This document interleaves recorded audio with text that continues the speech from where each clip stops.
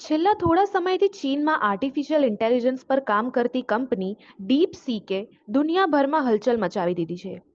ચાલુ મહિનામાં અમેરિકામાં ડીપસીકની એપ લોન્ચ કરાઈ હતી અને એપલ સ્ટોર પર તે સૌથી વધુ ડાઉનલોડ થયેલી ફ્રી એપ બની. શું છે ડીપસીક? આવો જાણીએ.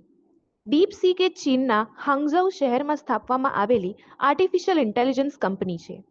જુલાઈ 2023માં 40 વર્ષીય લિયાંગ વેંગફેંગે કંપનીની સ્થાપના કરી હતી. લિયાંગ ઇન્ફોર્મેશન અને ટેકનોલોજીમાં એન્જિનિયર છે અને તેમણે પોતે જ હેજ ફંડ સ્થાપી ડીપસીક માટે નાણાં એકત્ર કર્યા છે. અમેરિકામાં ડીપસીકની એઆઈ અસિસ્ટન્ટ 10મી જાન્યુઆરીએ લોન્ચ કરવામાં આવી હતી.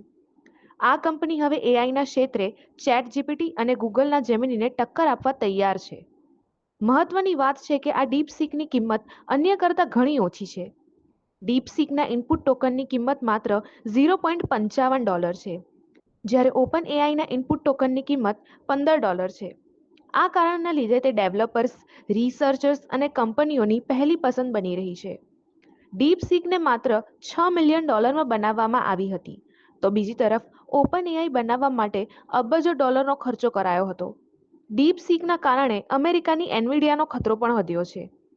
એનવીડિયાની માર્કેટ વેલ્યુમાં લગભગ $600 અબજ ધોવાણ થયું છે. હવે ચીનની ડીપસીક આવનારા સમયમાં બીજી કઈ કંપનીઓને ટક્કર આપે છે તે જોવું રહ્યું.